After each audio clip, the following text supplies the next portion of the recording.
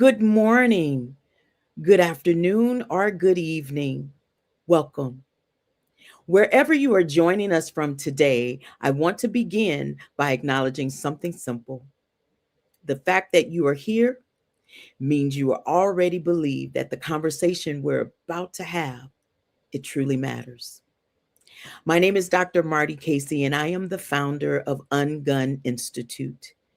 And I've spent my career sitting with communities that have been told in every possible way that their healing is not a priority. They've been told that their wholeness is optional and that systems built around them were not built for them. Today's event is called AI or Be Left Behind. That title is not a threat, it's a diagnosis. And the diagnosis goes deeper than technology. The question I want to hold with you for the next 80 minutes is this: what does a person need to be whole before they can fully participate in a community, in an economy, and in democracy, in digital future? Because here is what I know from this work. Healing is the infrastructure everything else is built on, not a nice to have, not a parallel track. It's the foundation. This event was convened by Judy Snell through Woya and Cage. They are the lead organizers, and they are also the co-organizers. Union of Arab Chambers, George Carey Life Foundation, and Sanciel organizations that have been doing this work, this hard work of building bridges between global policy conversations and also with communities. Those conversations are supposed to serve, and I am grateful to be in the room with Judy today and with all of you. Every person on this program matters. We are going to hear from leaders working across energy, health, education, governance, youth, and restorative practice. Each of them is building a piece of the same thing: the human infrastructure that SDGs actually need. Let's begin with a question that sets this all in context. Our opening keynote speaker has shaped economic and trade policy for 22 Arab nations. He knows what it costs when the foundational systems are not in place.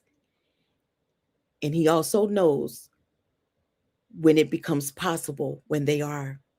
Please welcome His Excellency, Professor Dr. Khalid Hanafi.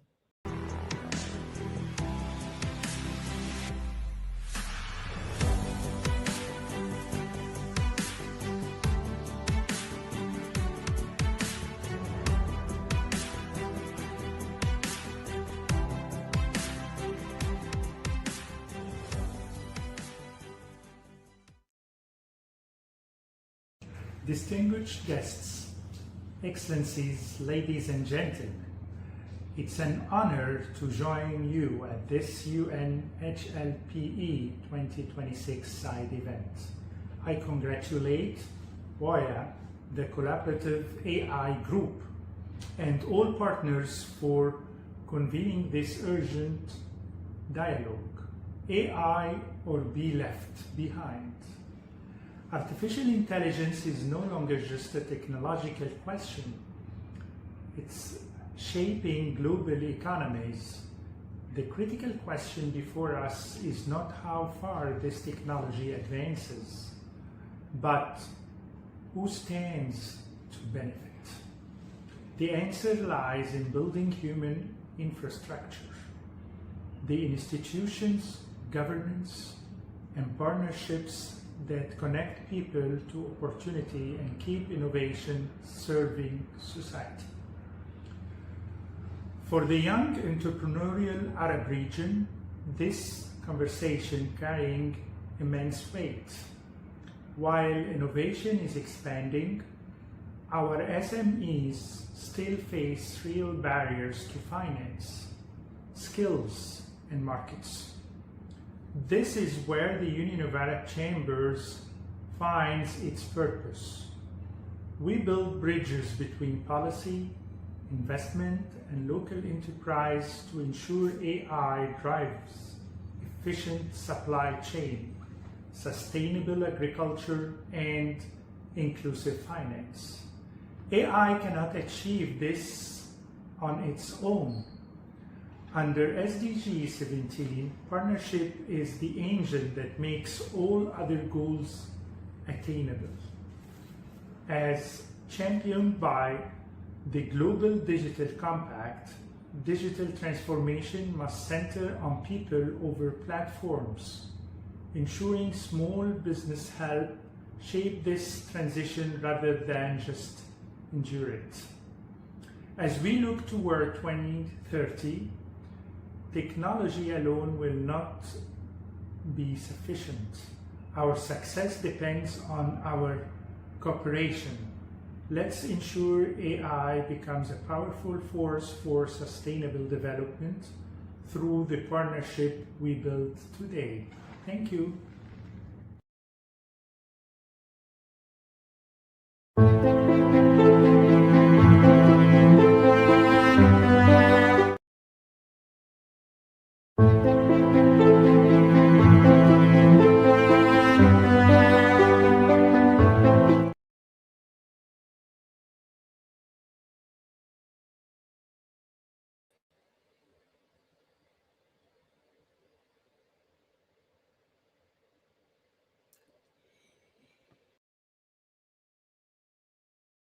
Dr. Hanafi represents 22 nations at the intersection of trade, development, and digital transformation.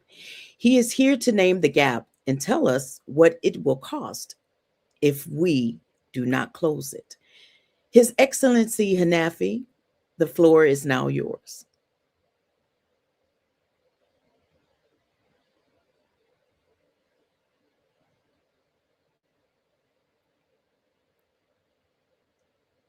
Distinguished guests, Excellencies, ladies and gentlemen, it's an honor to join you at this UN HLPE 2026 side event. I congratulate WOIA, the Collaborative AI Group, and all partners for convening this urgent dialogue. AI or be left behind.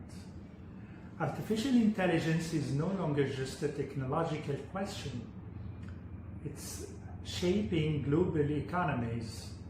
The critical question before us is not how far this technology advances, but who stands to benefit.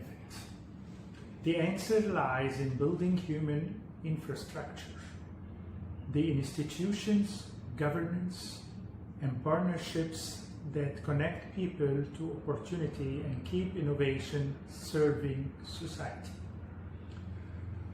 For the young entrepreneurial Arab region, this conversation carrying immense weight.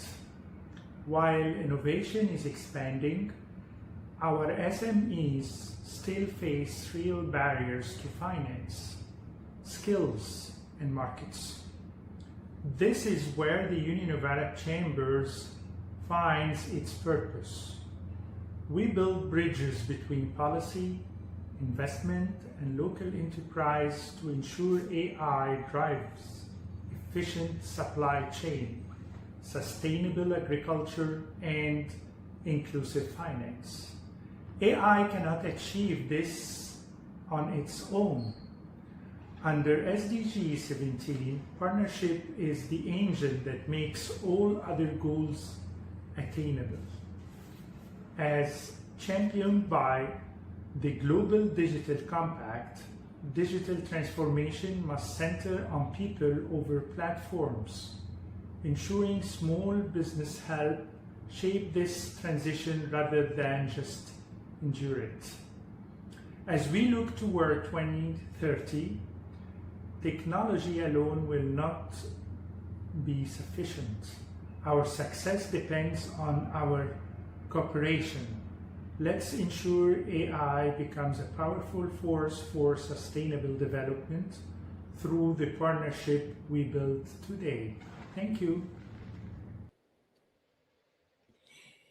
His Excellency Hanafi has named the infrastructure gap as at the systems level. Now we go sector by sector: energy, health, education, with three practitioners who are living in the gap and building across it. Our moderator for panel one is Grace Kistner. Grace, take it away.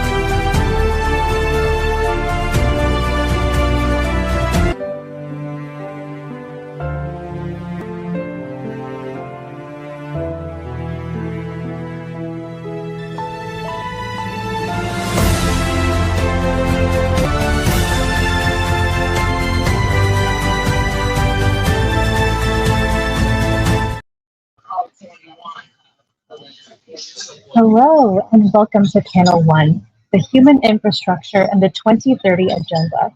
This event is called AI or Be Left Behind, but before AI can serve the SDGs and meet the 2030 Agenda, we have to ask a more fundamental question.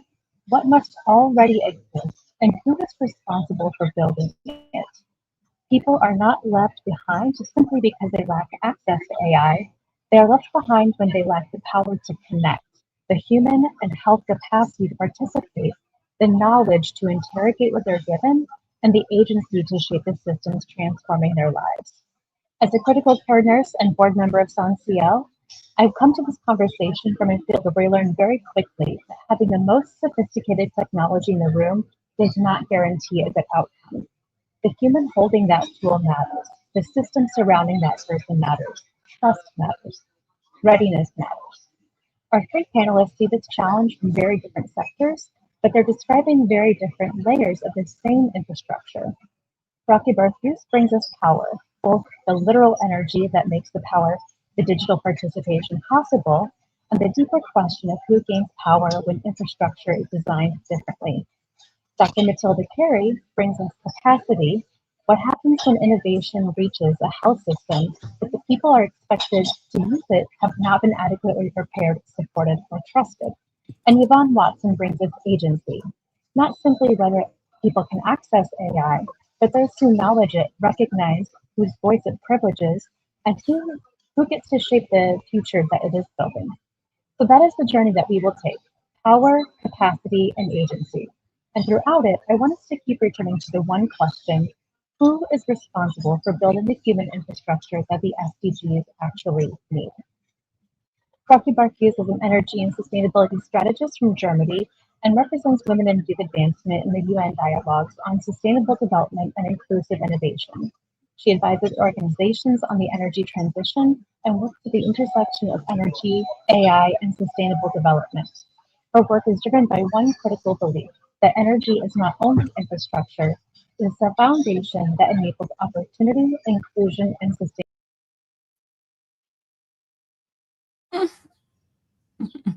Rocky, I want to begin with you because the energy is often treated as a technical infrastructure conversation. But in conversations with you before, you described something much bigger. You spoke about renewable energy projects where access to power did more than sustain homes. It helped educate communities, expand opportunity, and shift agency back towards villages, including women and girls whose access to education and public life may otherwise be constrained. So I want to begin with this question for you. Why should energy be considered a social development issue rather than only an infrastructure issue? And how can AI accelerate SDG 7 for social development while reducing inequality? Thank you, Grace, for introducing, and hello, everybody. Well, I will start with the first issue you mentioned. Energy is treated as an infrastructure issue. And of course, we are talking about critical infrastructure because it is necessary for hospitals, for emergency services, for national security. And in my case, working as a consultant, we often talk about energy in terms of wires, in terms of power grids, power plants.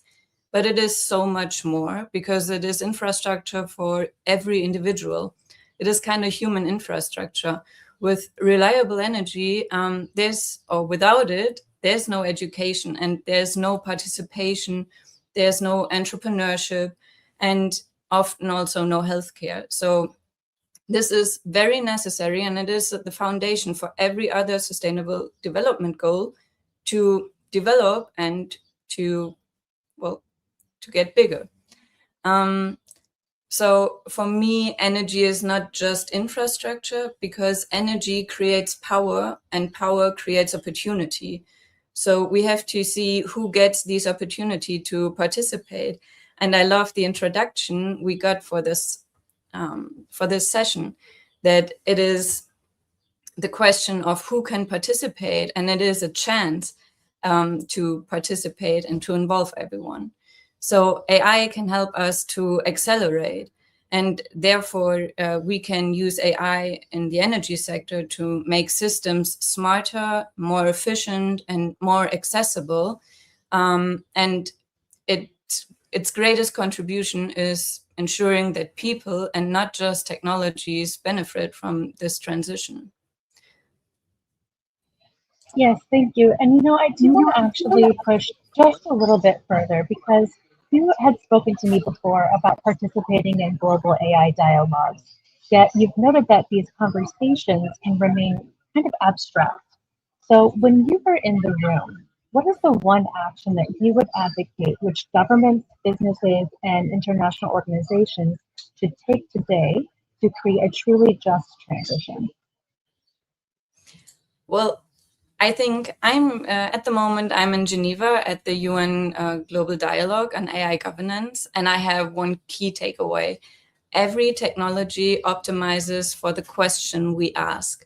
So it is our responsibility to ask the right questions, and not just to maximize profits, to maximize return on invest. Of course, these are the obvious questions we learn to ask, but we could ask differently. And then this will help us to get to the right opportunities. And then it will expand the opportunity on how people can accelerate and how everyone can participate. So I think it's very important when it comes to businesses, governments, or international organizations that we do ask who gains access and who gains opportunity and who is still being left behind. And we should ensure that the amount of people and who are left behind gets smaller or not even widened, because AI has such a great possibility. It is an extraordinary opportunity to democratize access, because it's the first time that knowledge, expertise, or entrepreneurship is becoming less dependent on where you are born or who you know, what your network looks like. If you have energy and if you have the devices, you can participate from wherever you are. And that is an amazing chance for us we should use. So I think I hear from you that energy can be neutral, but not necessarily the access to it, right? So energy determines whether someone can connect at all, but who controls that infrastructure, who can shape that autonomy, education, economic opportunity, and political power, the political will. So this is the power that we're talking about, both literally and figuratively. But when technology physically reaches a community or institution, that does not mean that people are ready to benefit from it at all necessarily. So that takes us to capacity. And I would like to actually introduce now Dr. Matilda Carey, who is a public health physician with expertise in global health and development programming. She's the founder of the George Carey Life Foundation, which leads cancer awareness and prevention programs across Nigeria, reaching over 100,000 families with life-saving health education and access to reproductive health issues and their services. She's a passionate advocate for building human capacity to ensure that AI drives equitable progress towards the SDGs. Let's take a quick look at your work before we go into your questions. Hello, I'm Dr. Matilda Carey. I'm a public health physician with a special interest in women's health, inclusion, and early childhood development. I am the founder of the George Carey Life Foundation, where we believe that a woman's access to healthcare should never be limited by her geography or her socioeconomic status. Our journey is only the beginning. Over the next 20 years, our vision is to expand access to preventive healthcare, empower more women to take charge of their health, strengthen primary healthcare systems, and ensure that no one is left behind. Together, we can build a world where quality healthcare is not a privilege, but a right. That is the vision of the George Carey Life Foundation.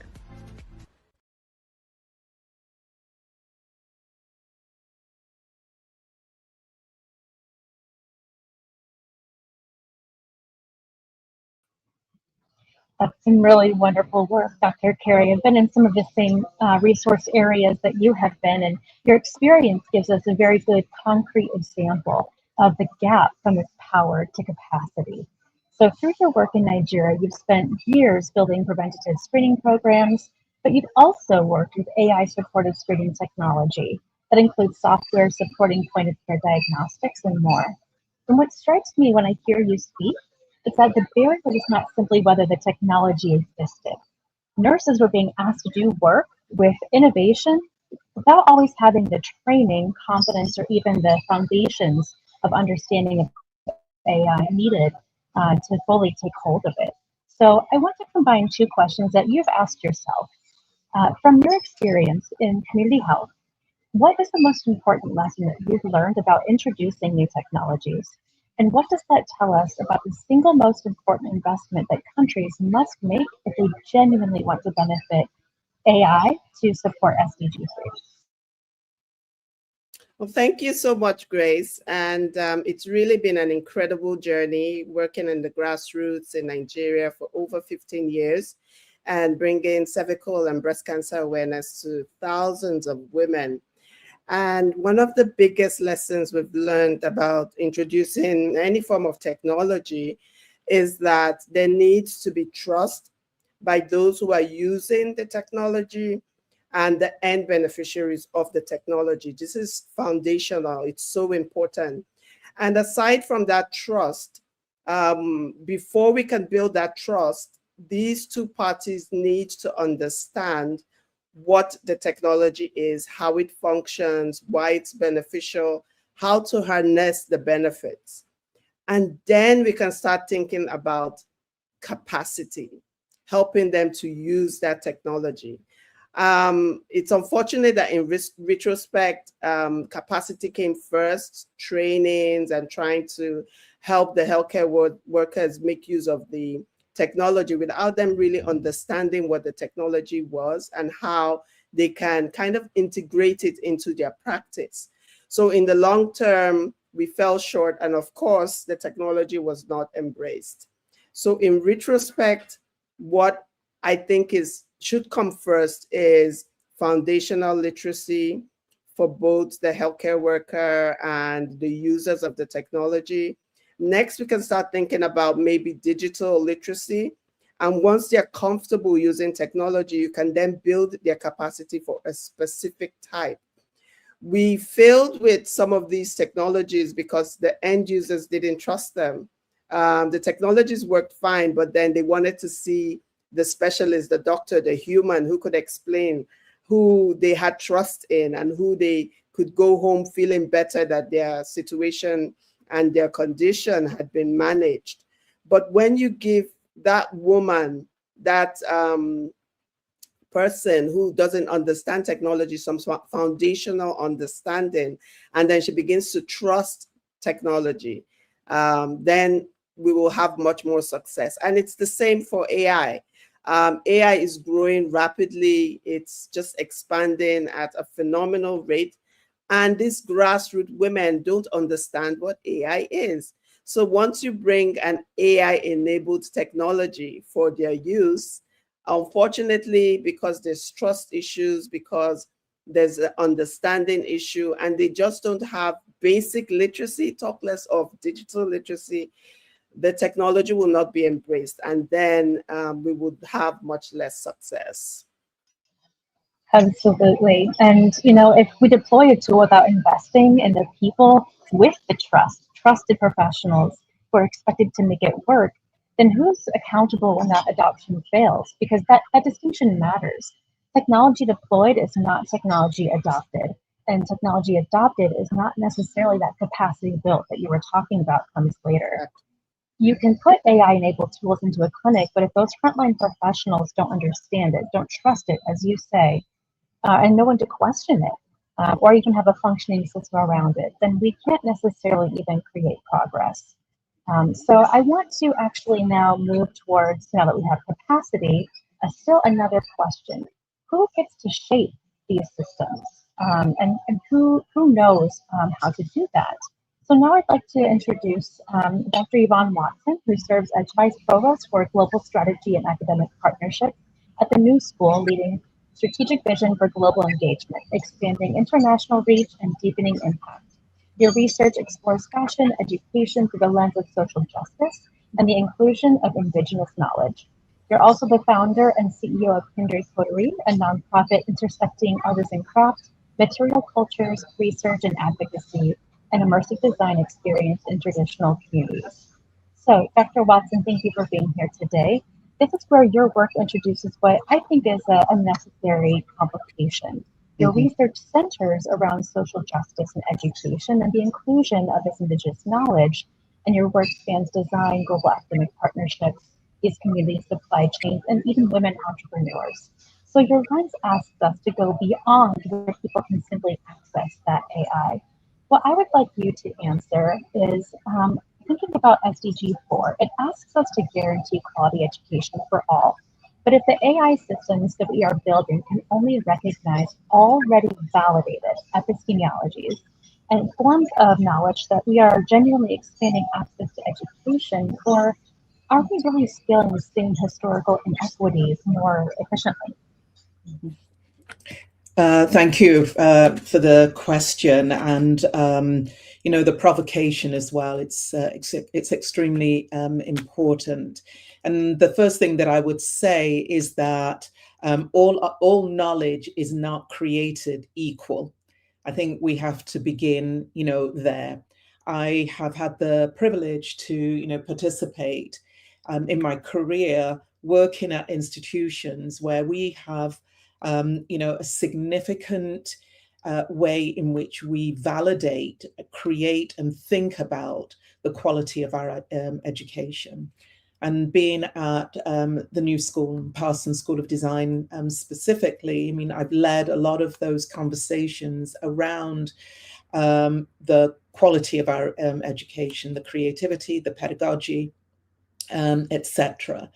And even there, we have often struggled in our positioning, being a school that thrives on, the breadth of students who we can appeal to, and they are international.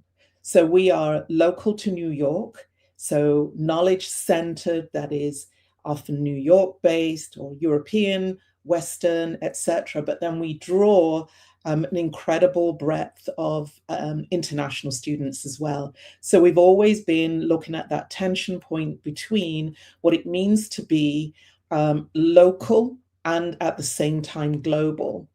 And then if I look at wider parts of my career as well, I think about the places where I've been able to participate as well, and just thinking through, what our previous speakers have been speaking on as well. Who gets to participate? What does access actually look like? And then I'm thinking about my experiences of working, for instance, with a group of women entrepreneurs in Ethiopia, and thinking about the infrastructure issues that they have to manage, negotiate, navigate in order to be able to achieve some of the same goals that we all want to be able to achieve in order to be able to thrive. So it does require us to think about how are we framing, when we think about the SDG 4, when we think about that as knowledge, access, what knowledge, whose knowledge is it that we are thinking from? Okay, what is the lens that we are focusing through in relation to defining what that knowledge looks like, because that will determine who is actually able to access.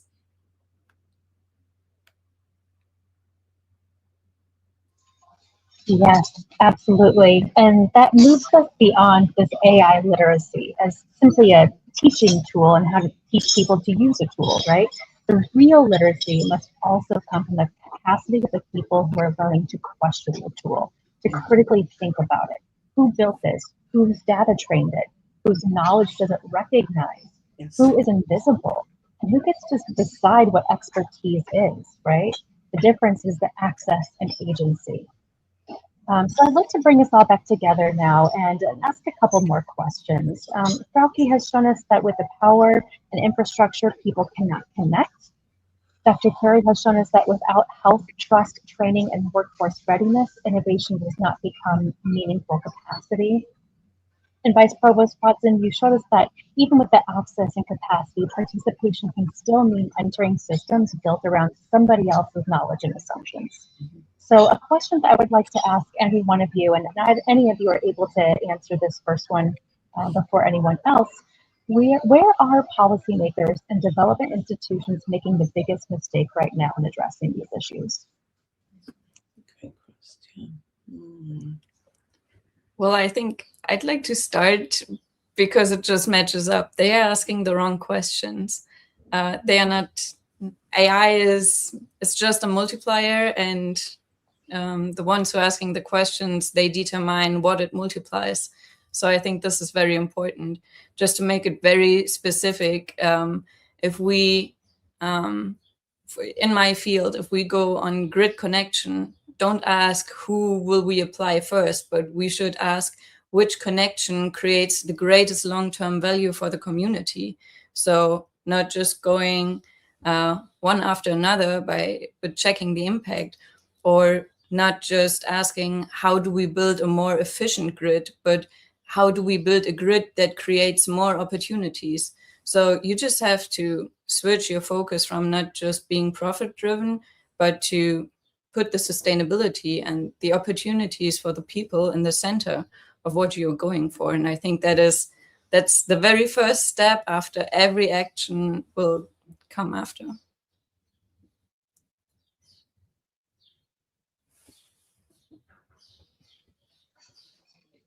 Thank you. And, I think I want to ask maybe, are the right questions, and Dr. Matilda and Dr. Watson, any of you can answer this question. Are the right questions then, are we investing in technology before people? Are we mistaking access for readiness? And are we inviting people into systems that they never had the opportunity to shape? Yeah, I would like to add something to that, because we've just been speaking about, the pertinence of the right question. The fact that if we think about the onset of AI, it requires a particular kind of training, large language systems. So if we think about global North and global South, I see this in the research that I've been doing, particularly with artisan communities, like how do their voices from a technological perspective get to be included? We are training AI in very particular ways. We're learning, we are being developed to provide the right kinds of prompts. But if you are an artisan in a community where maybe you do have access to smartphones, but I'm very curious about what research is being done right now to ensure that the people who have been what I describe as stewards of land, a lot of the work that I've been doing, I've been really focusing on people, place, and land. Okay, but how are their voices included in the technology? How are these ancient systems, ancient wisdom that actually bring a lot of grounded options and theories to the world? How do those actually get to be threaded into this particular technology at this moment in time? Thank you. And Dr. Carey, maybe I'll close with you. You can respond or add on to either one of those questions, or I could also invite you to give a call to action. So if you could change one policy or investment decision in the next 12 months, what would have the greatest impact on human infrastructure readiness as we move towards 2030? Yes, I'm super glad you asked me that question. The other day, I was listening in on the progress towards the 2030 SDGs from the United Nations, and SDG 5, which is gender equality and women empowerment, is lagging behind all the other SDGs. And if we want to bring it back to this conversation and what I've been trying to just communicate on literacy and capacity building, is that we cannot afford to continue ignoring the big elephant in the room. And the truth is that, 11% of the world are still illiterate. In lower middle income countries, almost 50% of the people are illiterate, and 2/3 of that are women. So it's really no shock that SDG 5 is lagging behind. We need to begin to invest in the human infrastructure. AI is not a technology challenge, it's a human capacity challenge. We need to start building people. And of course, I'm biased towards women, and we see the numbers in women, we see the lag in SDG 5.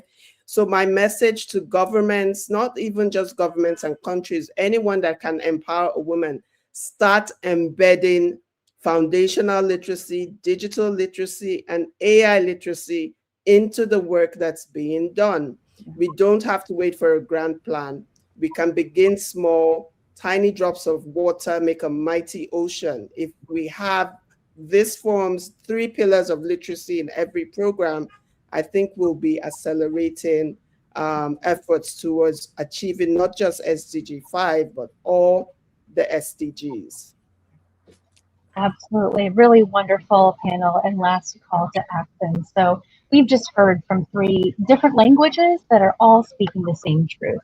Energy, health, and education are not soft conditions. They are the load-bearing infrastructure. The call to action from this panel is not to slow innovation, it's to build the human infrastructure that allows innovation to become equitable and participation, using insights from the front lines as us practitioners. Because if we invest in artificial intelligence without investing in the human agency to deploy it, we will mistake that for development. And we will not solve the problem of being left behind. We're simply going to scale existing inequalities and automate who gets to move ahead. Thank you so much for your wonderful insights. Dr. Casey, back to you.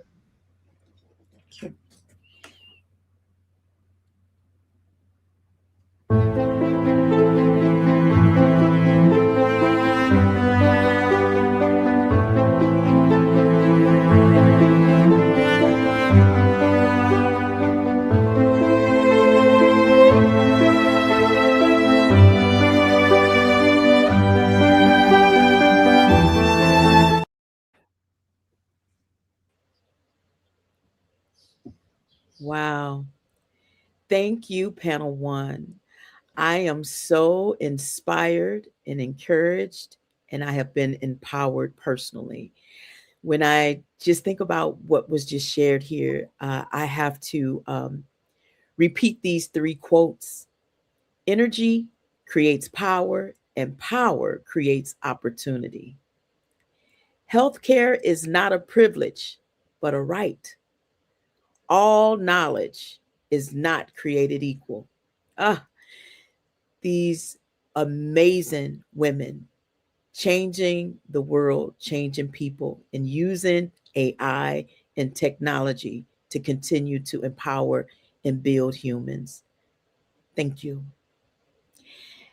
We have heard from the experts, and now we hear from someone who knows the system from the inside, not a researcher, but as a young man who has had to survive it and speak back to it. Isaiah Guzman. Isaiah Guzman is 15 years old. He has already addressed the Chilean Supreme Court. He has spoken 4 times at the United Nations. And today we are so honored to have Isaiah here to speak life into each of us. Thank you, Isaiah. The floor is now yours. Thank you, Madam Chair, Excellencies, distinguished guests. Good morning. My name is Isaiah Guzman Arancibia. I am 15 years old. I come from Chile, and I serve as the regional focal point for Latin America and the Caribbean within the SDG 16 Youth Caucus of the Major Group for Children and Youth. It is a true honor to be with you today. Every generation inherits the consequences of the one before it. Some generations inherited reconstruction, others inherited globalization.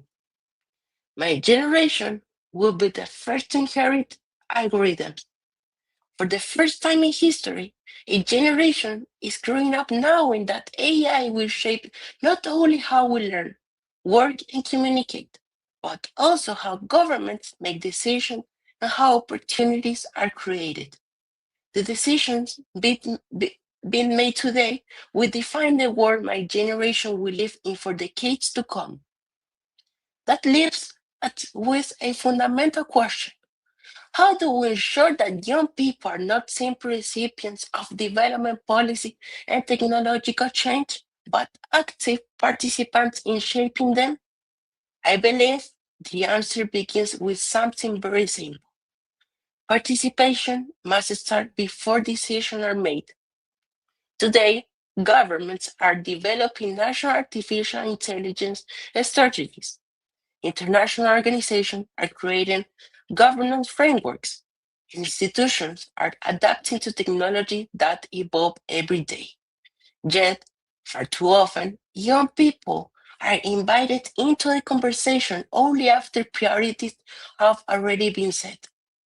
We are asked to comment on policies that have already been written instead of helping to create them. If you want development policy to truly respond to the need of society, participation must begin from the very start. When challenges are identified, priorities are established, and solutions are designed. And this principle becomes even more important when when, when we talk about artificial intelligence.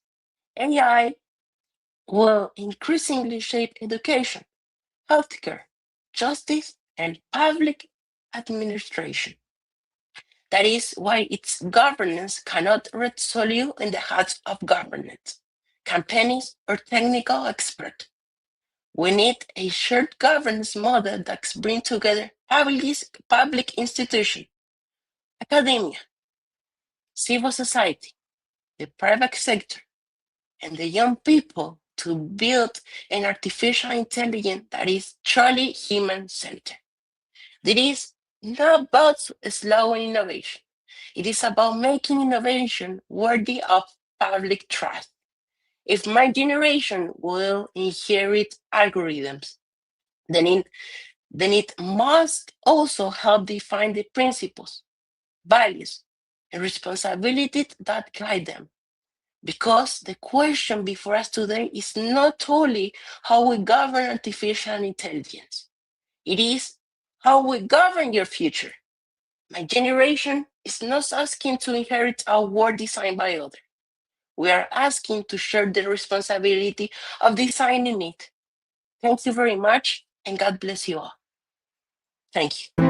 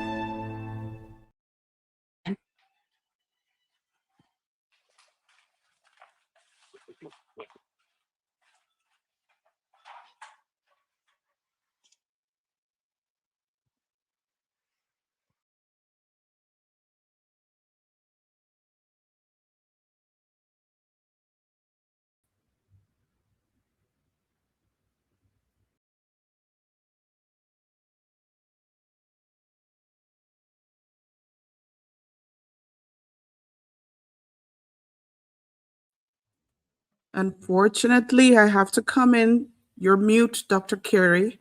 Dr. Casey, you're mute. Isaiah has shown us that youth voice is not symbolic, it is a form of diagnosis. Isaiah, thank you. We will hold on to every word that you have just spoken. What an amazing young man, 15 years old. Wow. Also, Isaiah, we understand that you are not just the future, you are our right now. Thank you. And at this time, we would like to bring forward our moderator for panel 2, Tasheen New.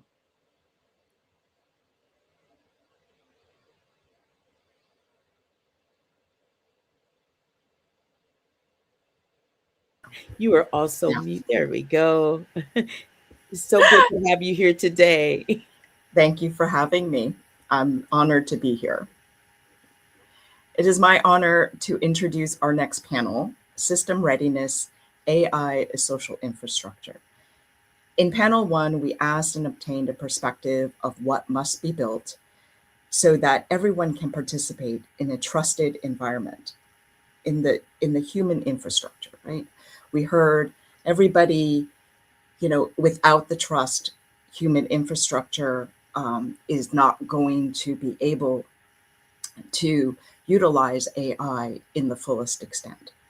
This panel is focused around the fact that AI is already upon us, and many of us and in our communities are not ready for it for a plethora of reasons, right? From education to social economic issues to uncertainty about fundings that are happening these days.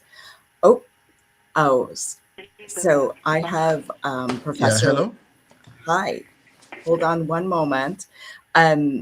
So there's uncertainty of the official development assistance, there's migration, there's wars, there's trade wars. There's a market sense of dissonance globally, which can give rise to the skepticism and fear of AI and the revolution that it is purported to bring. So this panel is looking to understand from a systemic point of view what is not the lack of ideation or innovation that is holding us back, but what are the things we need to be ready, and also what accountability looks like. Before we start the panel, we will be joined by His Excellency Professor Mahamadou M.O. Ka, the Ambassador Extraordinary and Plenipotentiary of the Gambia to Switzerland. He is also the permanent representative to UN Office of Geneva, UNOG, and World Trade Organization. His Excellency Ka is the chairman of the UN Commission on Science and Technology for Development and the chair of WIPO's high-level conversation on IP and frontier technologies and AI. His Excellency sits at the precise intersection of global governance, AI policy, and development. His perspective on governing AI for the Global South is institutional, grounded, and urgently needed. Please welcome His Excellency Professor Mahamadou M.O. Ka.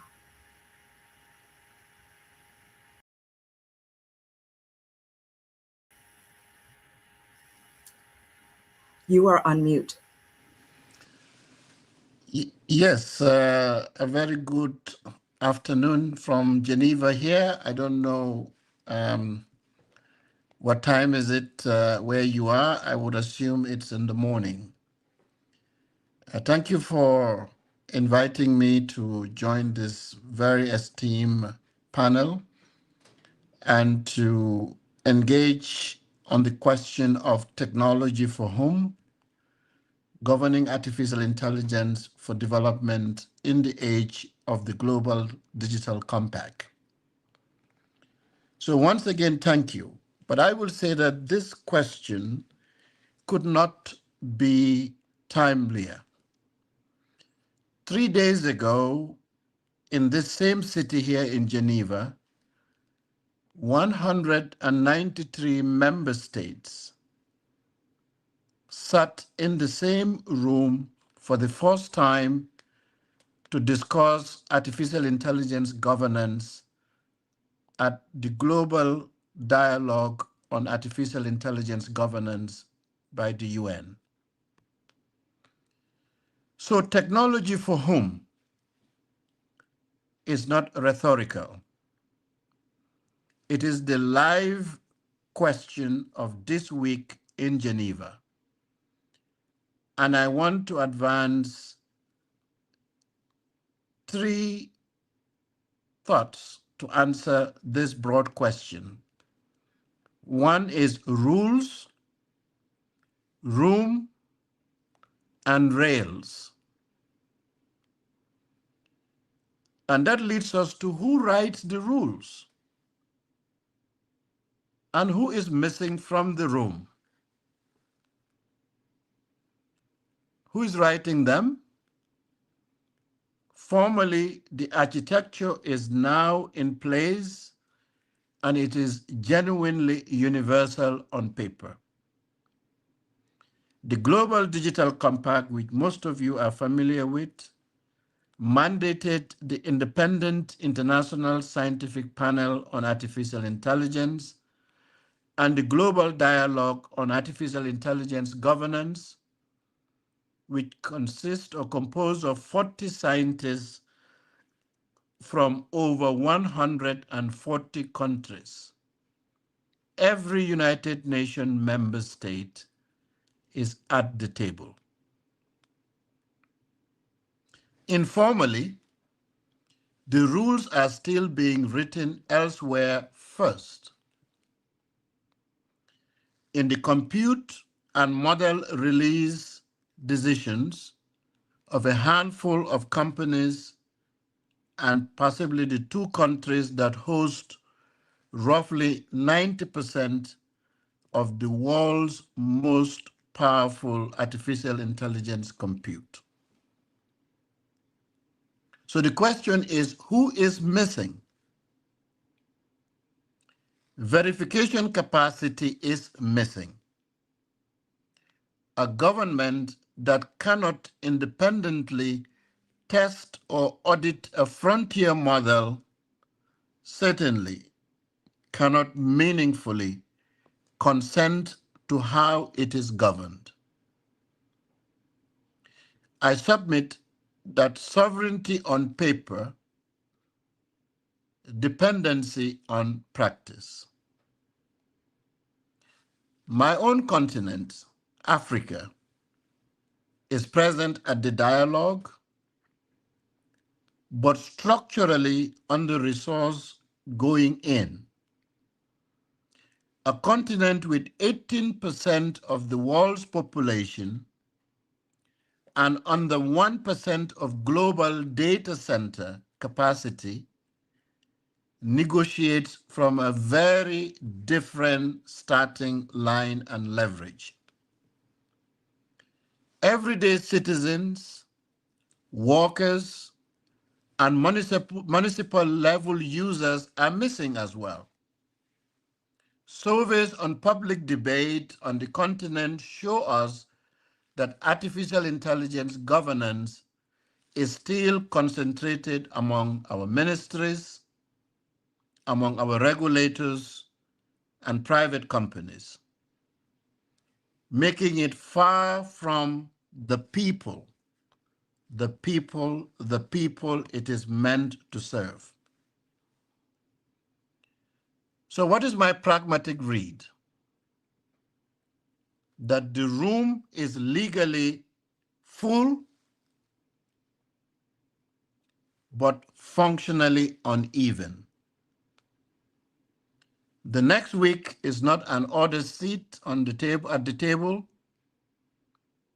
It is the capacity to use the seat, to be able to have the pen on our hands and contribute to the shaping of the rules rather than the rules made for us. We want to be not only rule takers, rule makers, co-designers, co-architects, co-owners, and sharing the values equitably. So My friends, what must change so that we in the developing world can exactly do that, can shape and not just receive the digital feature that is coming at us at very fast speeds? As I quickly advance, I would say from consultation to co-design. We in developing countries, particularly the global south, representatives need standing seats on the steering and safeguard bodies of the multilateral development banks and the artificial intelligence funds that are growing, that are now being designed, not comment periods on decisions that are already made. The second point on that, we need to move from aid logic to equity logic. I submit that we have to shift financing instruments from grants for pilots towards equity and co-ownership stakes in regional compute and in data infrastructure so that value accrues locally and not just access.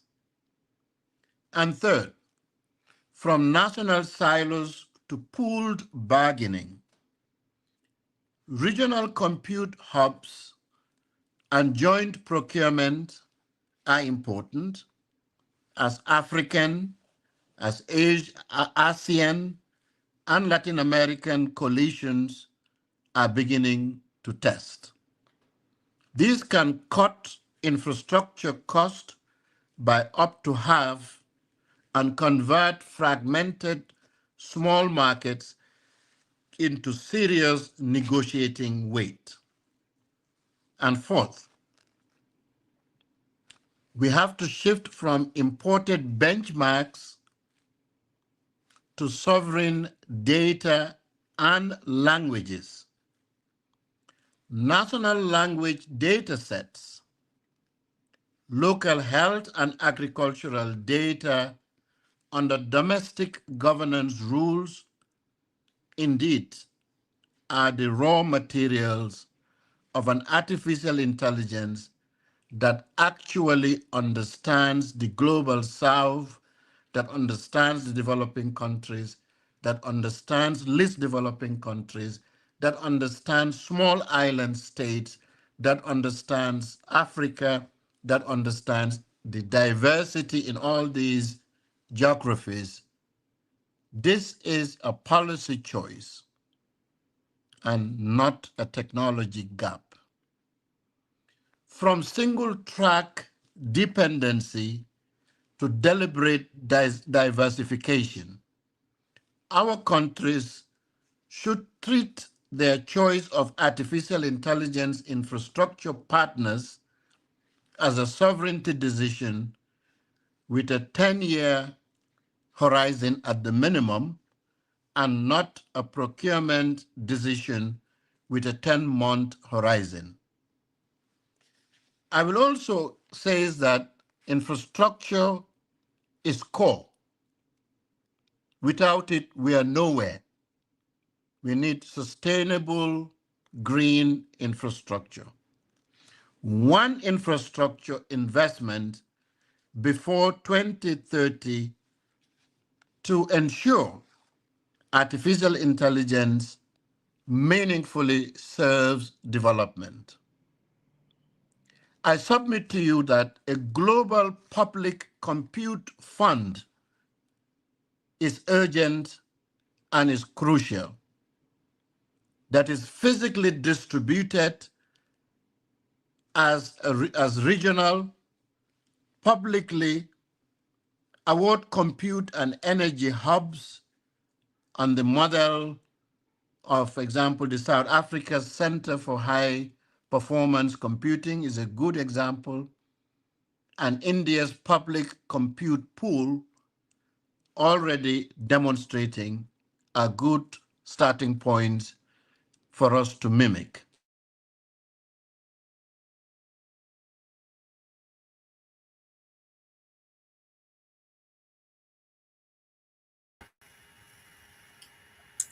Thank you so much, Excellency Ka, for giving us a glimpse of what is occurring in Geneva.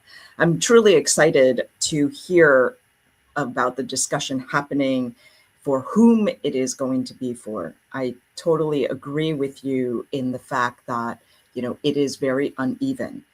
And I love the fact that, we are talking about who must be in the rooms, and the rules written should include all in a very even way, which I think at this point in time, it does not, as you have so clearly stated.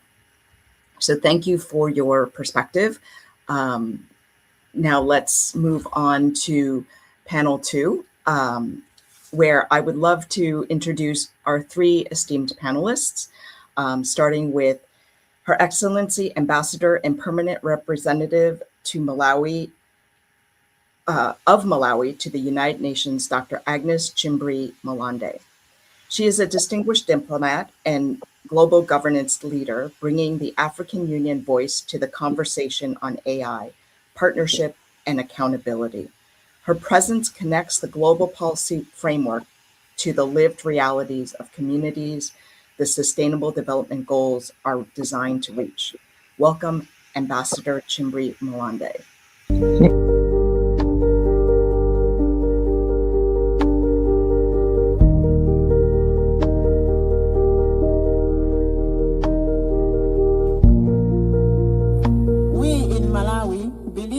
No meaningful socio-economic progress can happen when half of the population is left behind.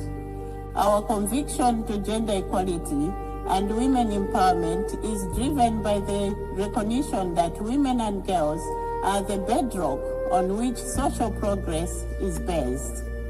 It is for this reason that Malawi supports the proposal to consider electing a female United Nations Secretary General.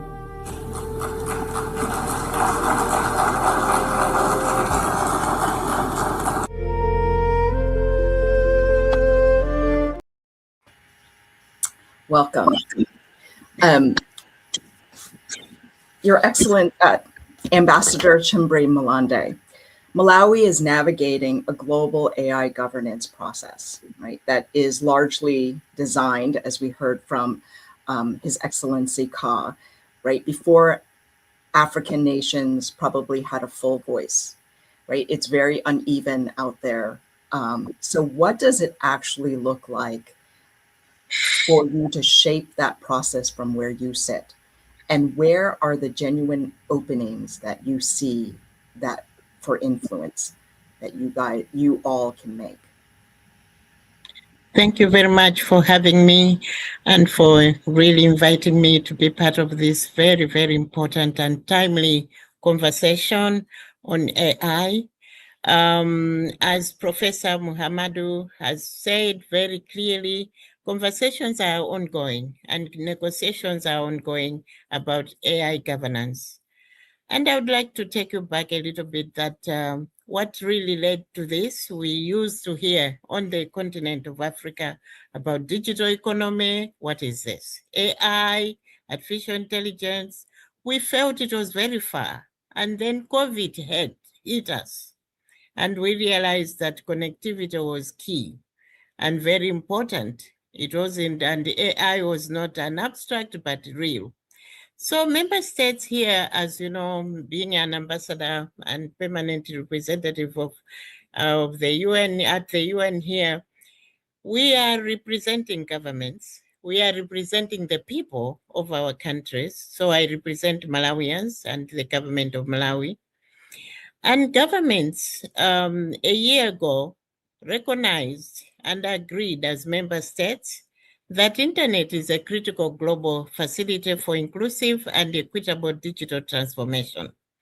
And to fully benefit from it, it must open global, be global, and also interoperable, stable, and secure.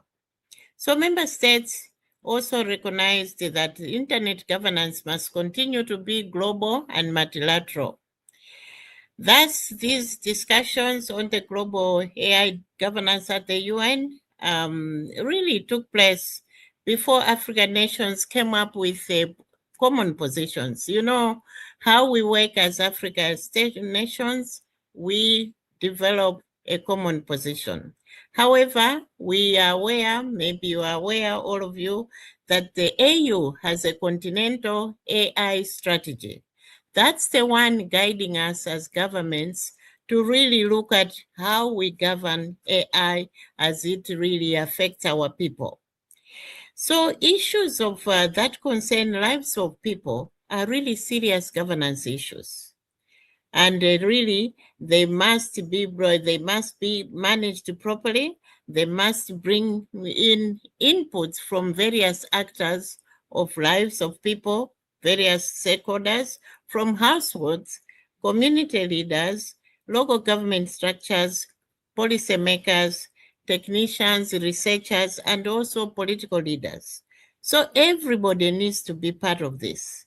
As the young person told us earlier on, youth must be part of this. You know, Africa has a young population. The largest young population in the world is in Africa.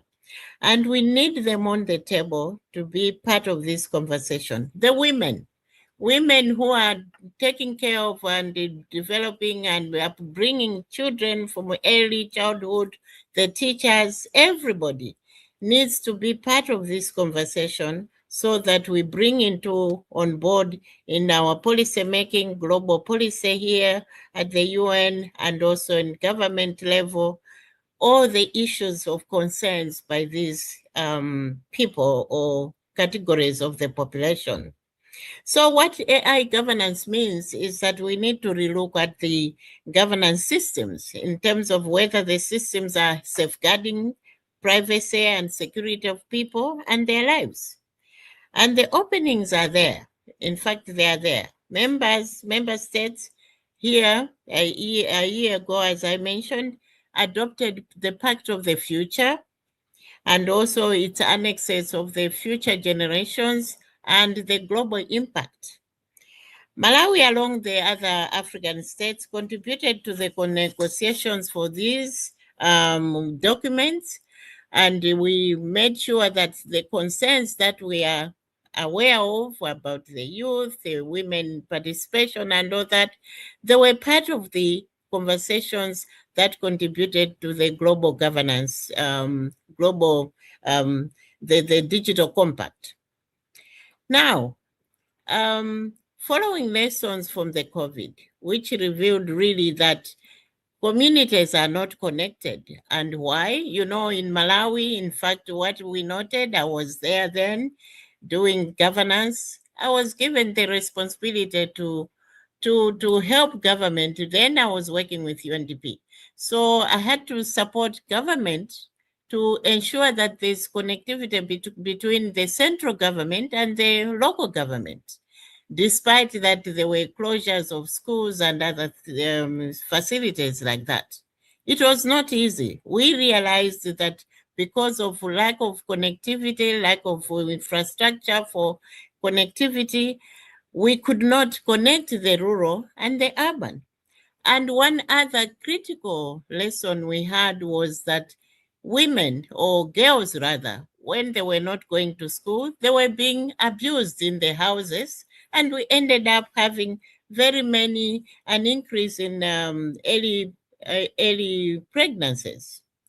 So this is what led us as a government of Malawi to look into what governance systems do we need to reform. The policies and the laws had to be reviewed, looked at. Do we have the policies that can protect? And then because of that, we have Personal Data Privacy Act and with cybersecurity regulatory frameworks that are underway, being developed. But also here at the UN, we have the the Convention on the Fight Against the Cybersecurity. Malawi is party to that. And in terms of accountability mechanisms, we do have them. Various stakeholders, as I've said, have already developed a number of mechanisms for including grievance redress mechanisms, compliance, dispute resolution mechanisms, even ISO for transparency and documentation toolkits, and many others.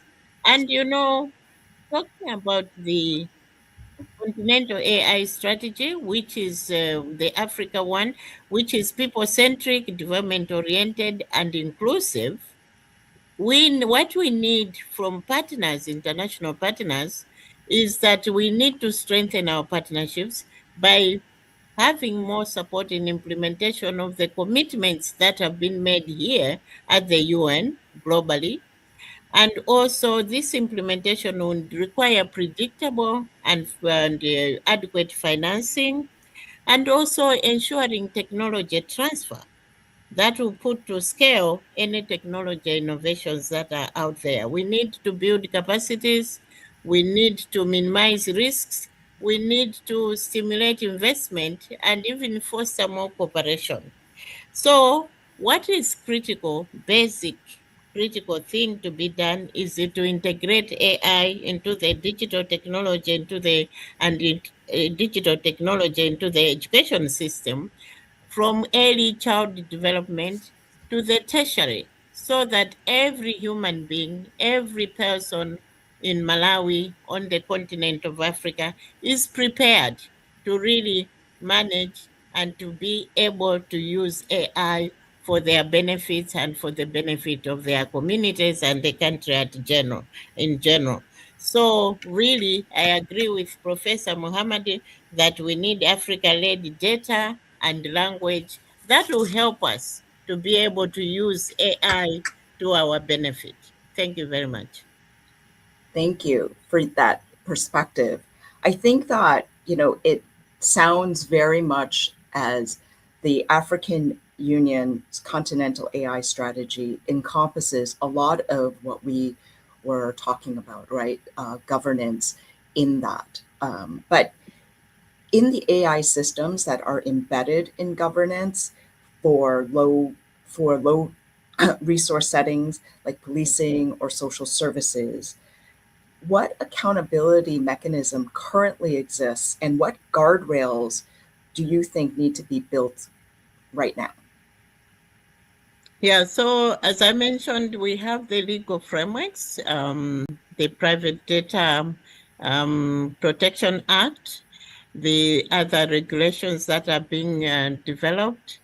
So even in the convention, the global convention on the cybersecurity, we need to domesticate them. In terms of the social services, the health, we have in the health sector, in fact, in Malawi, what started the real game changer was the adoption of the biometric identity system. So we have a national ID which has biometric data for every person, and that has been really a game changer in the health system for health social services. They are able to use that to really, even that would be used even for accountability system in terms of tracking who is doing what. Similarly, in payment systems, we are using the national ID to really do the know your customer system for the payment system with the banks, private banks, and the government Reserve Bank of Malawi. So even in terms of judiciary access to justice, we are using the same, and they are creating AI mechanisms that will ensure that there's accountability vis-a-vis access to justice.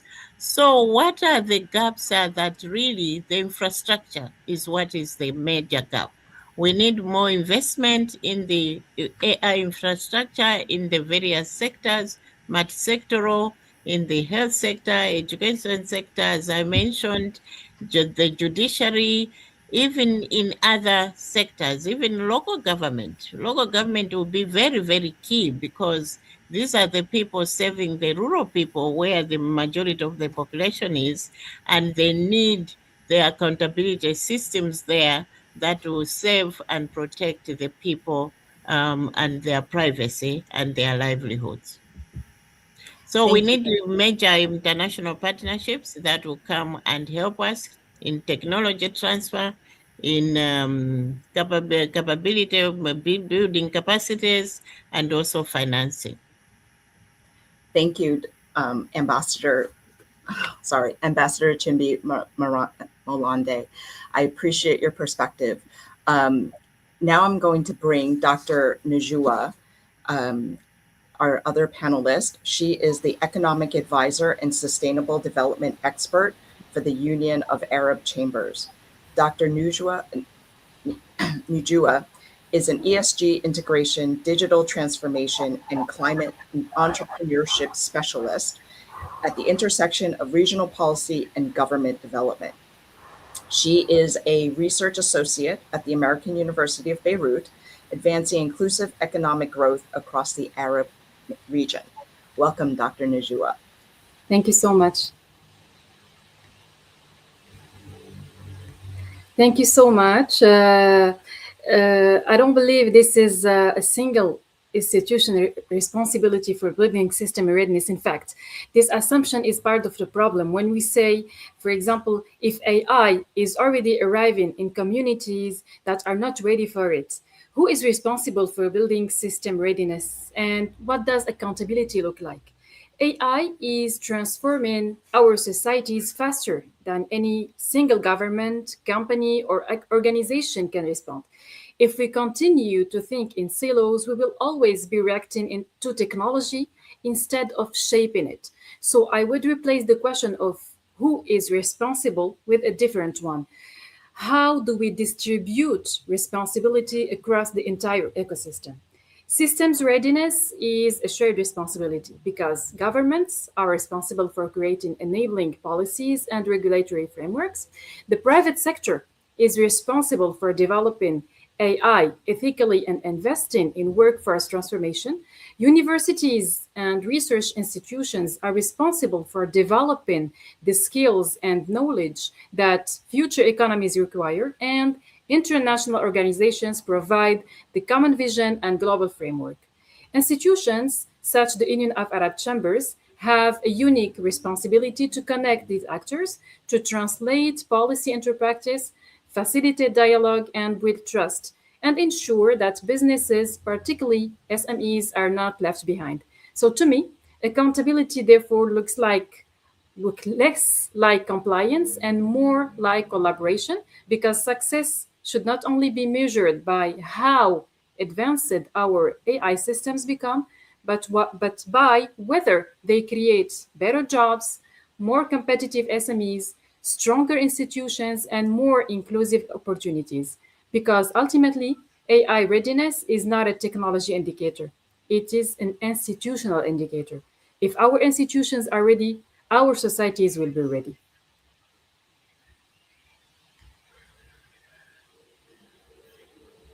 Dr. Najua, that, I think that's a phenomenal perspective. I think you are right. If institutions are not ready, your people can't be ready either.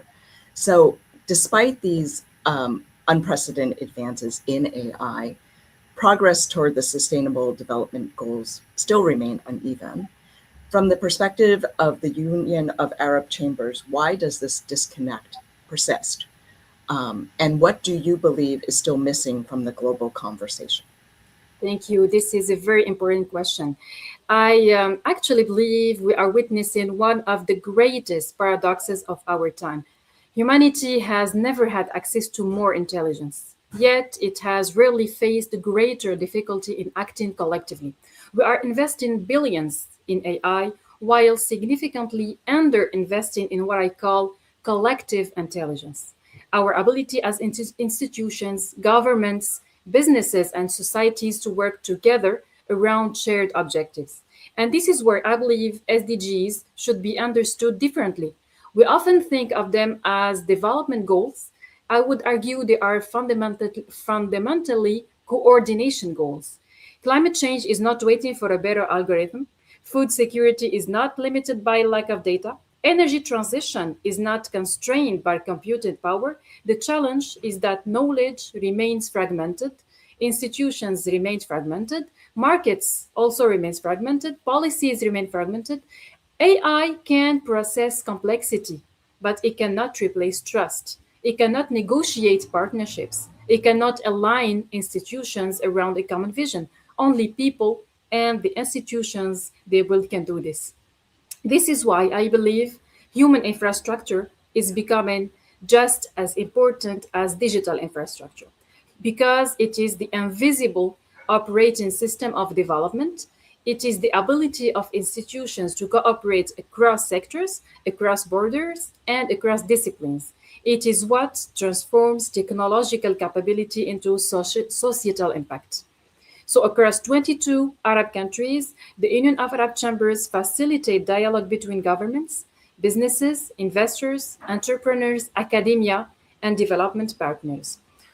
We are helping transform global frameworks into regional cooperation because we translate policy into implementation. We connect innovation ecosystems that would otherwise remain isolated because innovation does not scale through software alone, it scales through ecosystems, and ecosystems require trust.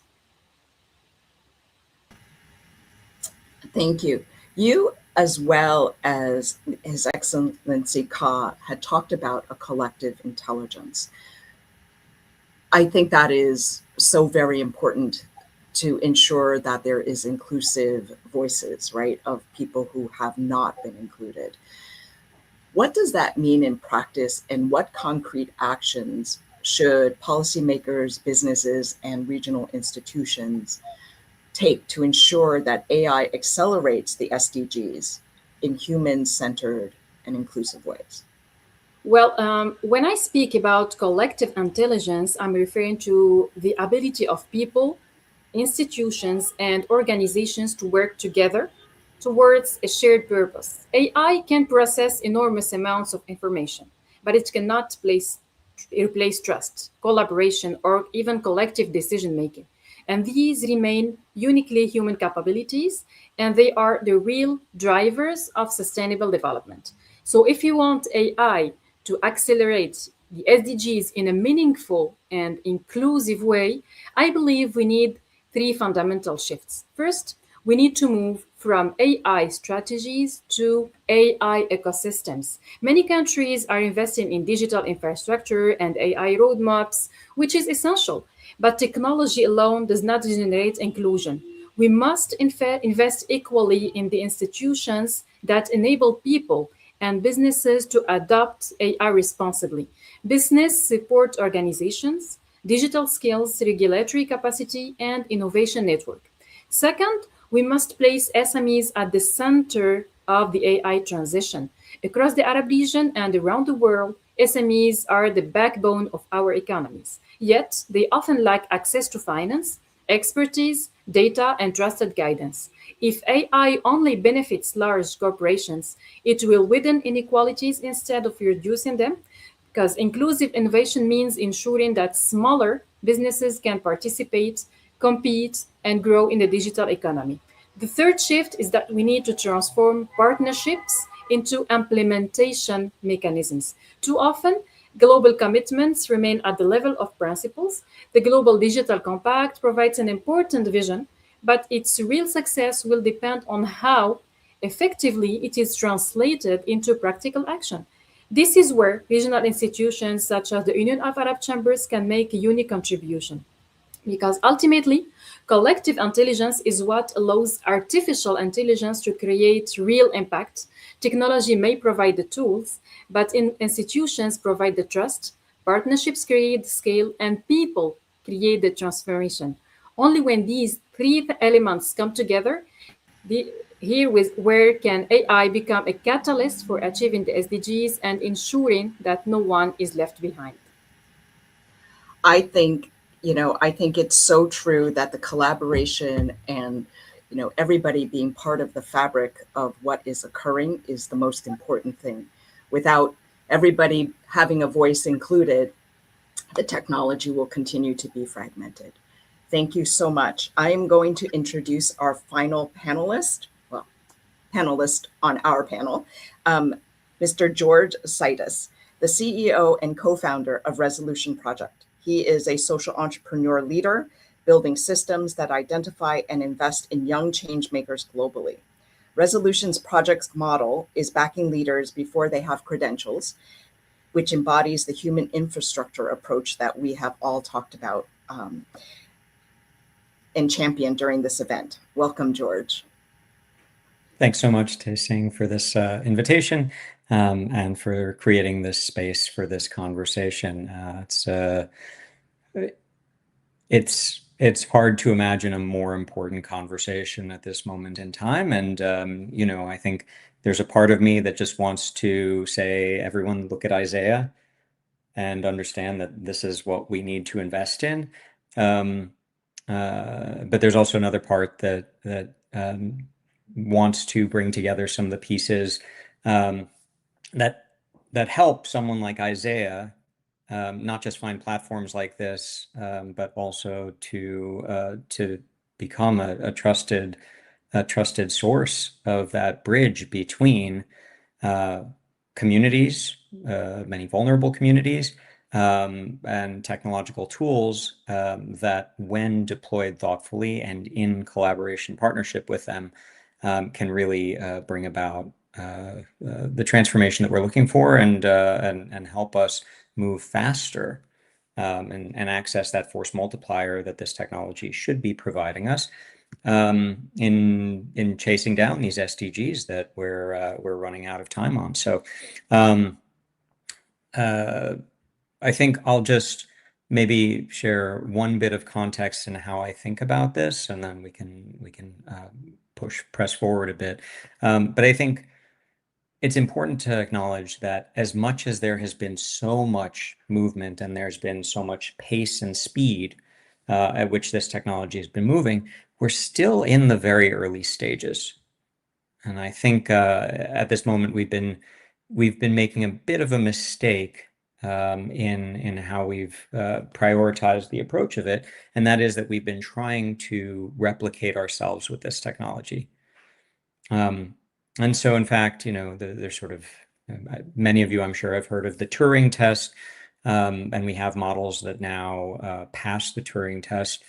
But the question is, do we need models that are able to mimic us? Or do we need a set of tools that provide that sort of power, that speed and that pace, that throughput, to move us from where we are to where we need to be a lot faster? And so, in working with a lot of young social entrepreneurs, we see that their approach begins with people and runs through technology and then ends with people. And I think that's a framework that's particularly helpful and critical in engaging on this topic and in thinking about how this can, in fact, transform our society for the better. Thank you, George. I've been lucky enough to mentor in your organization. I have found a lot of the young people doing exactly that, right? Their ideas, their innovations are for the people, and they are trying to use the technology that they have on hand in order to make it available for the people. So I think that is absolutely needed and necessary to bring the human touch to it. What support structures, given that you're social entrepreneurs, right? You provide so much resources currently for the social entrepreneurs that you support. What support structures do you think are going to make the difference between an idea that comes to be, to a real change in the communities that they are? Because I do find that sometimes they need more funding and they need more support than they currently get. Yeah, it's a great question. And I'm frankly really heartened to hear the ambassadors on this in this conversation who have spoken so openly and so specifically about supporting youth, both as part of the conversation and as a part of the actors that can move things forward.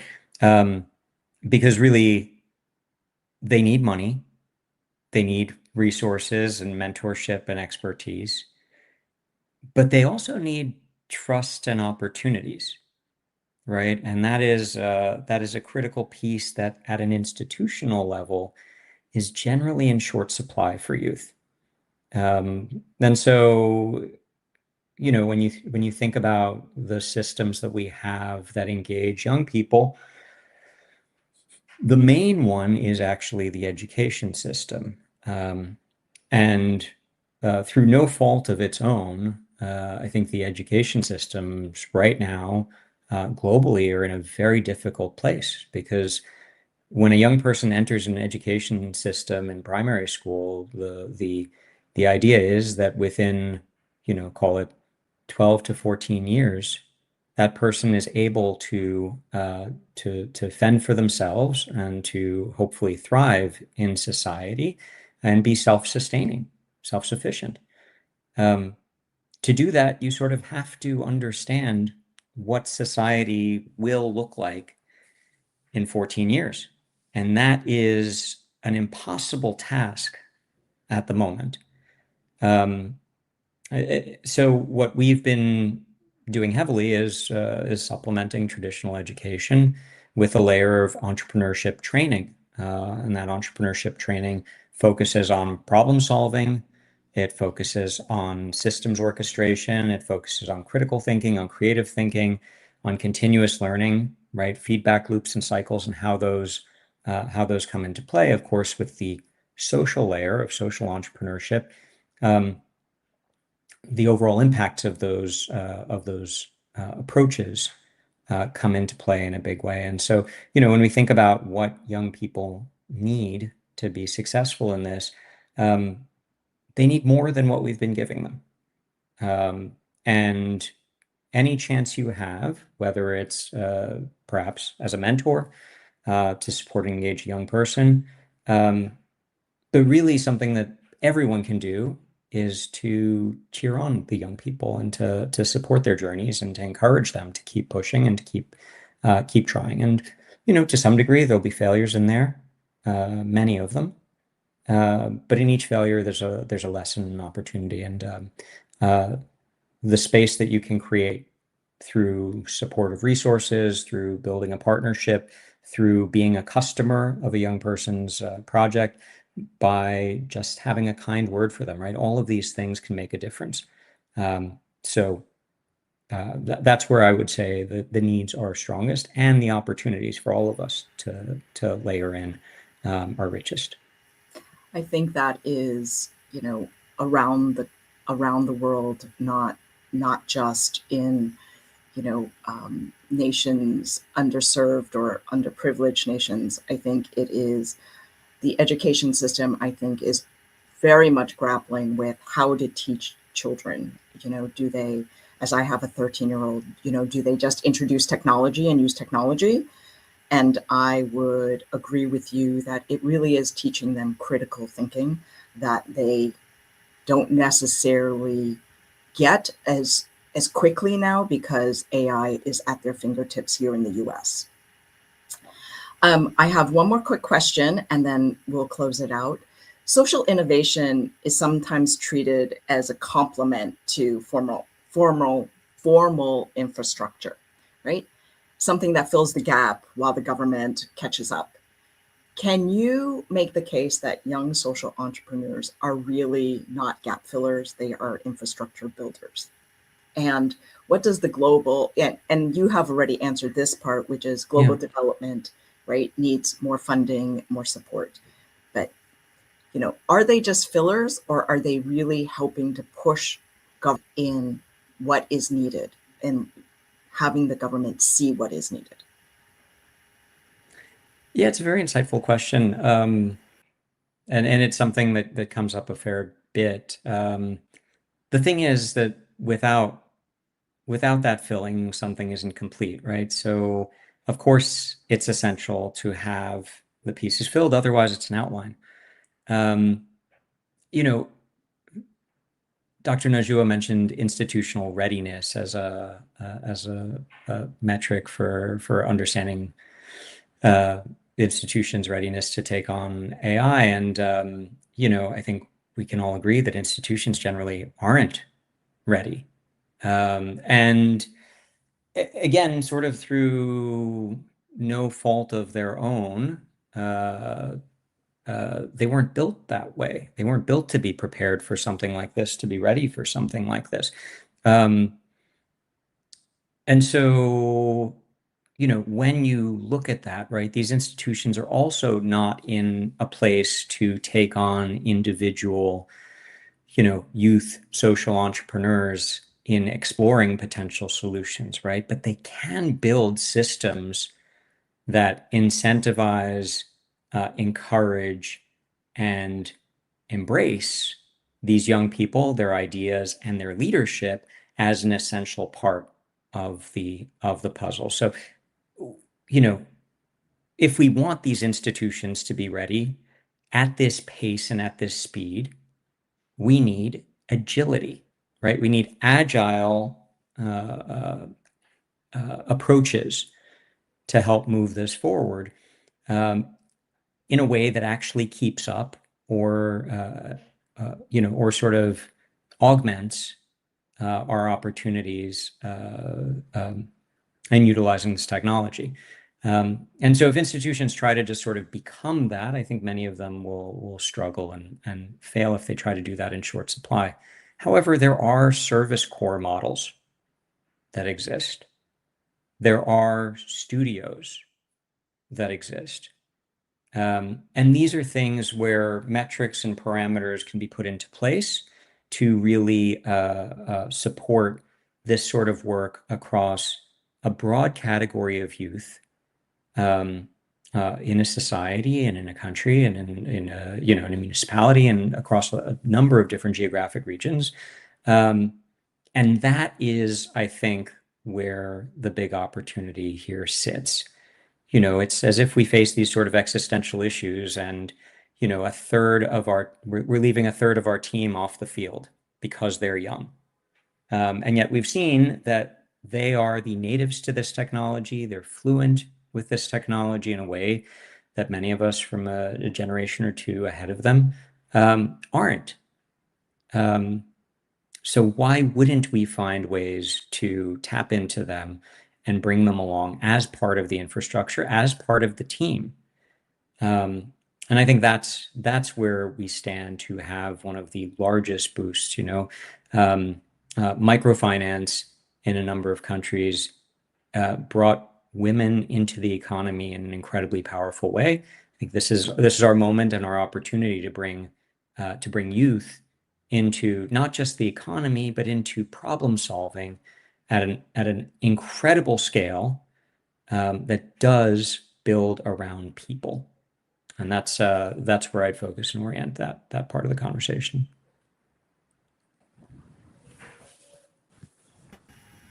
Thank you, George.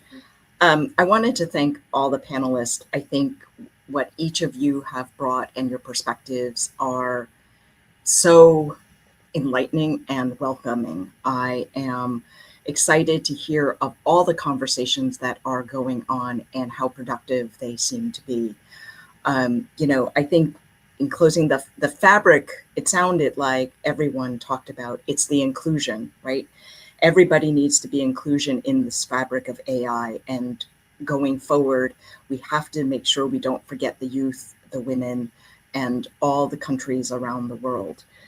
If the human infrastructure is not ready, well, the institutions aren't going to, might propel it a little bit, but won't propel it to the extent that we need them to make sure that this is for all people.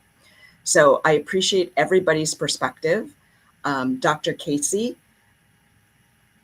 Oh, I'm sorry. I'm going to hand it off to Judy for final comments and thank you very much for being here.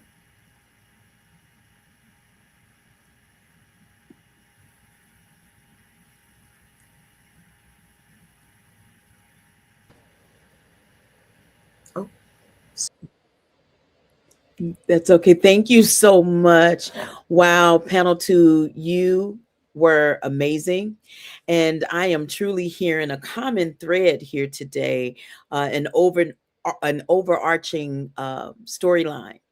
And that is collective intelligence we must have trust. Oh, this has been so enlightening, and I can't wait to even take this information back to my own local community. And I believe that as we continue to use this information locally and globally, we will truly be living in a better world. Thank you, panel 2.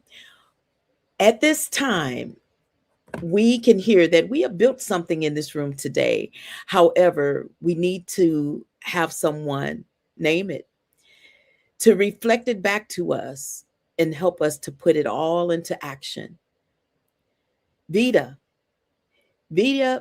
has spent her career doing exactly that, helping communities see what they have built together and to commit to continuing to doing the work.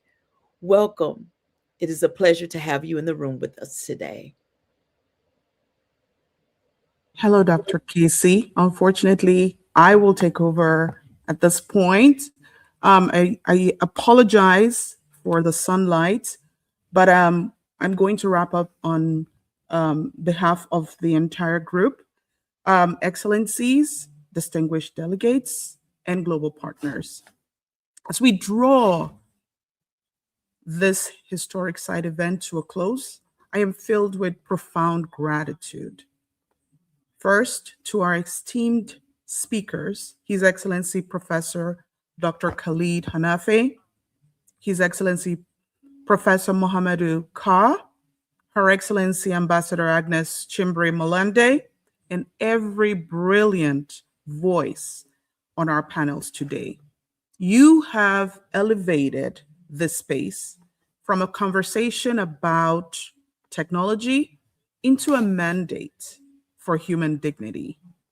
To our incredible co-organizers, the Union of Arab Chambers, SONCIEL, and the George Carey Life Foundation, thank you for standing with us to prove that true resilience is built on coalition. Over the last 80 minutes, we have confronted a hard truth. We can engineer the most advanced AI tools in the world, but if we fail to build the human infrastructure built for the people who really these tools are for, to use them, then we leave millions behind. That exact challenge, is why our co-organizers, our partners, every speaker here does what they do. That is the reason behind their work. It is also why Women and Youth Advancement, WOYA, and also the collaborative AI group, CAGE, exist. And at WOYA, we believe that you cannot talk about sustainable development, the SDGs, without talking about the people on the ground, the humans that will use them. And so we build pathways rooted in opportunity, financial justice, and mental wellness. We create empowerment forums and trainings that combine mental resilience and AI-powered business and career development. We don't just want communities to survive digital transformation, we want them to lead it. Through our policy arm, WOYA Global Impact and CAGE, we are actively working to position women, youth, and marginalized voices not as afterthoughts of the AI era, but as co-architects. We are dedicated to co-designing AI solutions that advance equity, access, and systemic change. But we cannot do this alone. The 2030 agenda demands radical collaboration.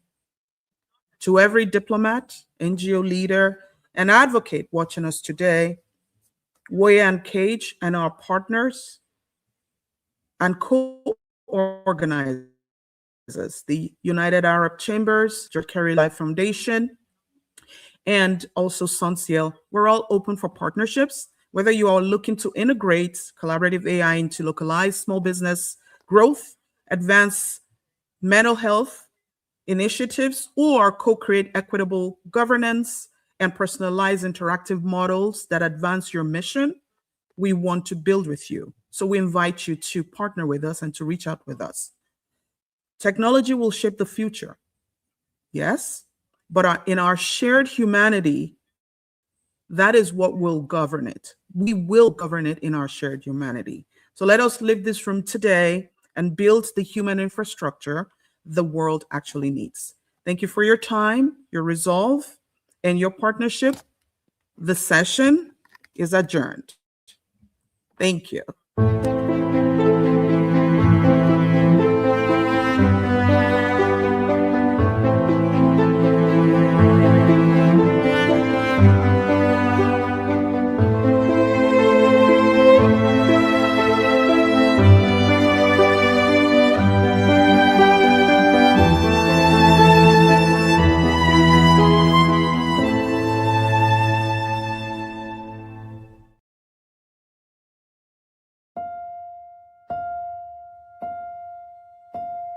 It's all in our hands, this life of time that's given to us all.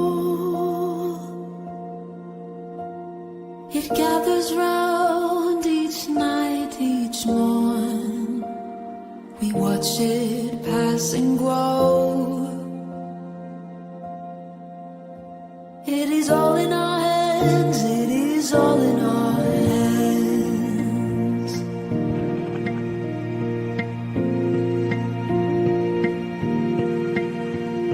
With every field and rising sea, can hear the sounds of all, and with every change we'll always be where hope's not lost but found.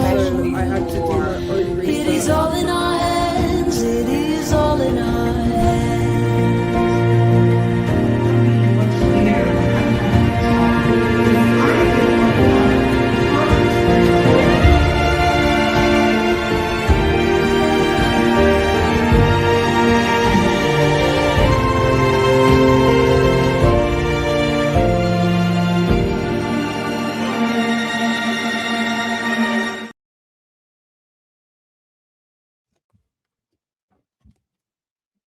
Goodbye.